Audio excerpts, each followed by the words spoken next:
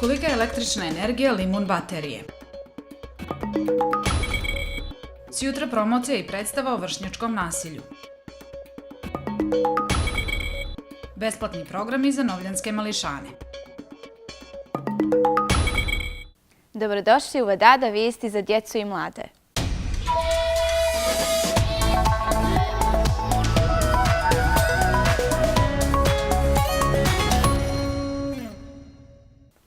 Pitamo, saznajemo, čitamo i prenosimo vam važne informacije.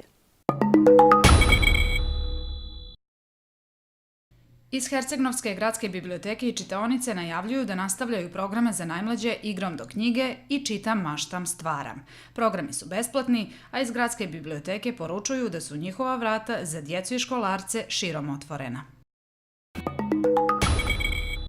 Promocija zbirke priča crnogorskih srednjoškolaca na temu vršnjačkog nasilja pod nazivom Imaj u vidu biće održana sjutra u 17 sati i 30 minuta u sali Dodest Kica Budo Tomović. Nakon toga, u 19 sati biće premijerno izvedena predstava Lutka, rađena po motivima priča iz zbirke.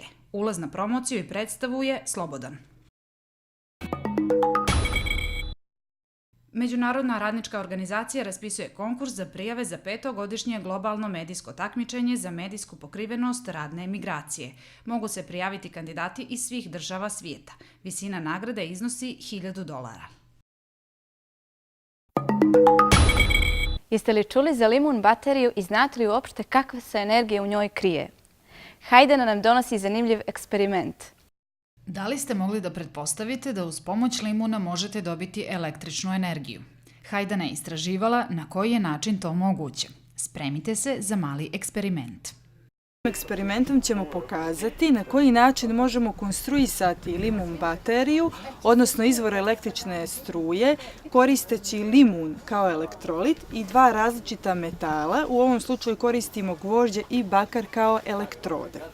Također, u sklopu eksperimenta ćemo koristiti ovu LED diodu da bi provjerili da li naša limun baterija funkcioniše, odnosno da li ona generiše jednosmjernu struju. Ovdje imamo 5 limuna koji su povezani serijski. Paralelno s njima ćemo povezati ovaj ovdje uređaj, ovaj digitalni multimetar i izmjeriti napon i struju koju daje ova naša limun baterija. Može.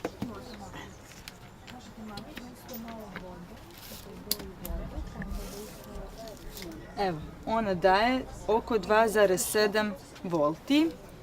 Da vidimo struju.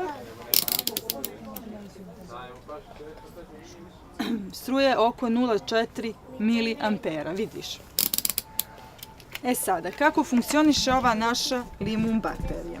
Elektroni se kreću od ove anode, ona je minus kod galvanskog elementa, ka ovoj katodi, znači elektrodi od bakra, ona je plus kod galvanskog elementa. Znači kreću se od područja veće koncentracije ka području manje koncentracije. Smjer struje je znači suprotan od smjera kretanja elektrona. Sada ćemo povezati ovu LED diodu, ona je od 2,5 volta. Mi smo postigli napon oko 2,7 volti, ali tako kad smo prije mjerili, i trebalo bi da ona zasvijetli. Ukoliko ne zasvijetli, mi ćemo povezati još na red limuna da bi dobili veći napon da bi ona mogla da svijetli. Važi. Dioda ima jedan provodni smjer, imamo plus pol i minus pol. Plus je anoda, ova duža žica, minus je katoda, kraća žica. Provodni smjer je od anode ka katodi. U suprotnom smjeru struja ne može da teče jer dioda ima ogroman, skoro ili beskonačan ili veoma veliki otpor, pa to znači prekid za struju.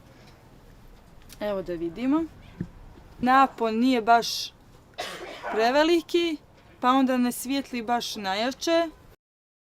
Kako bi nam to koristilo u stvarnom životu? Znači, uz pomoć 5 limuna koji su redno povezani dobili smo napon oko 2,7-2,8 volti. Imaš ove male baterije, vidiš, one su od 1,5 volta i njih stavljaš, na primjer, u daljinski, što znači da ako povežemo još jedan limun, ti ćeš dobiti napon koji daju ove dvije baterije. Može i telefon da se puni, mislim, u teoriji je to moguće, samo bi ti trebalo dosta više limuna dosta više, znači da ih povežeš redno da bi dobila napon odgovarajući i paralelno da bi dobila odgovarajuću struju. Neka istraživanja pokazuju da bi nam za punjenje telefona ovom tehnikom bilo neophodno 120.000 limuna. Nauka krije brojne tajne. Otkrivamo ih zajedno.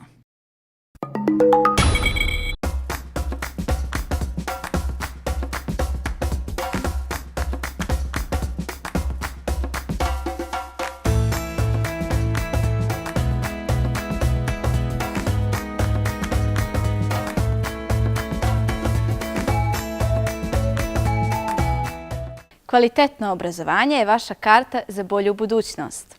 Hvala vam na pažnji.